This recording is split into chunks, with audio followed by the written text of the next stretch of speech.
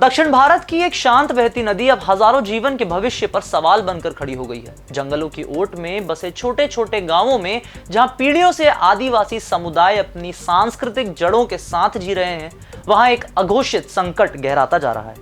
दूर राजधानी में योजनाएं बन रही हैं, बांध ऊंचे हो रहे हैं, बढ़ता पानी का स्तर क्या धीरे धीरे उन सीमाओं तक पहुंच जाएगा? कोई शोर नहीं है, सिर्फ आशंका है कि मिट्टी, घर, जंगल और पहचान एक दिन पानी के नीचे खो जाएंगे। जिनके लिए ये जमीनें ही जीवन है, वे अब विस्थापन की दहलीज पर खड़े हो जाएंगे। क्या है पूरा मामला, करते हैं सभी जानकारी आपसे साझा। नाम हमारा आशीष गुप्ता और आप देखना शुरू कर चुके हैं INS 24/7 डिजिटल।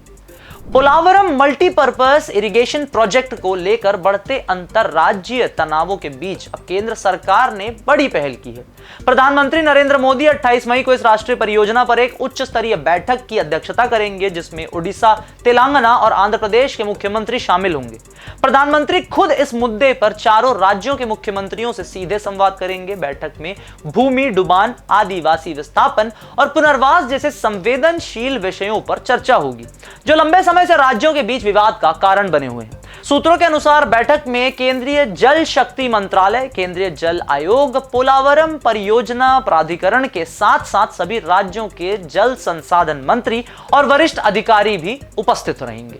उम्मीद जताई जा रही है कि प्रधानमंत्री की इस पहल से परियोजना को लेकर जारी गतिरोध टूटेगा और कार्य में तेजी आएगी। विदित हो कि इस परियोजना से आंध्र प्रदेश को फायदा होगा, वही बस्तर को सबसे ज्यादा नुकसान होने के संकेत हैं। हरिभूमि न्यूज से मिली जानकारी के मुताबिक पोलावरम का निर्माण किया गया तो इससे न केवल आदिवासी भूमि का बड़ा हिस्सा जलमग्न हो जाएगा, जिससे लाखों आदिवासी विस्थापित हो जाएंगे और बांस शिल्प सहित उनकी आजीविका के अन्य विकल्प छिन जाएंगे, बल्कि कोंडा रेड्डी आदिवासी लोगों के लिए भी संकट पैदा हो जाएगा, जिनकी जनसंख्या घट रही है।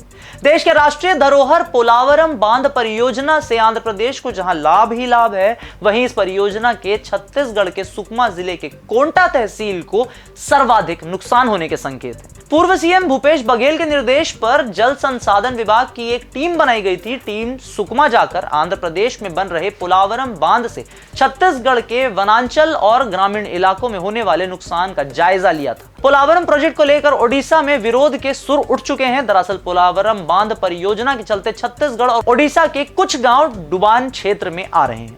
इसको लेकर छत्तीसगढ़ के साथ ही ओडिशा में भी विरोध के सुर उठ चुके हैं। इस प्रोजेक्ट से इलाके में कितने लोग प्रभावित हो रहे हैं, प्रभावितों को कैसे मदद पहुंचाई जा सकती है, ग्रामीणों के पुनर्वास के लिए क्या किया जा सकता है, अब सबकी निगाहें 28 मई को होने वाली इस महत्वपूर्ण बैठक पर टिकी है। विशेषज्ञ मानते हैं कि यदि इस बैठक में सर्वसम्मति बनती है तो न केवल वर्षों से अटकी परियोजना को नई दिशा मिलेगी, बल्कि आदिवासी पुनर्वास और पर्यावरणीय संतुलन के मुद्दों का भी हल निकाला जा सकेगा।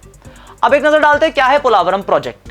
Polavaram multipurpose irrigation project Andhra Pradesh के गोदावरी नदी पर बन रहा एक बहुउद्देशीय बांध है, जिसे आंध्र प्रदेश के 2 लाख हेक्टेयर से ज्यादा जमीन को सिंचित किए जाने के लिए बनाया जा रहा है। वहीं इस परियोजना से आंध्र प्रदेश में इससे करीब 900 मेगावाट बिजली भी पैदा की जाएगी। इसके अलावा औद्योगिक इकाइयों को भी पानी की आपूर्ति इसी से होगी। इस बांध को 2014 में राष्ट्रीय परियोजना घोषित किया गया था। पोलावरम बांध के इतिहास पर नजर डालें तो यह आंध्र प्रदेश की इंदिरा सागर अंतरराज्यीय परियोजना है। 1978 के पहले परियोजना बनाई गई थी। गोदावरी नदी पर सालों से बांध निर्माण का काम चल रहा है। अगर बांध बन जाता है तो सुकमा जिले के कोंटा सहित 9 गांव डूब जाएंगे। इनमें बंजा, ममगुड़ा, मेटागुड़ा, कोंटा सहित 9 गांव डूब जाएंगे। ये वो गांव हैं जिनके प्रभावित होने का सबसे ज्यादा अनुमान लगाया जा रहा है। इन क्षेत्रों की जनसंख्या 18,510 है। गौरतलब है कि आंध्र प्रदेश में हाल ही में एनडीए सरकार के दोबारा सत्ता में आने के बाद पोलावरम परियोजना के कार्य में उल्लेखनीय तेजी देखी गई है। ऐसे में केंद्र अब इसे समयबद्ध तरीके से पूर्ण करने के लिए राजनीतिक और प्रशासनिक दोनों स्तरों पर निर्णायक कदम उठाने जा रहा है।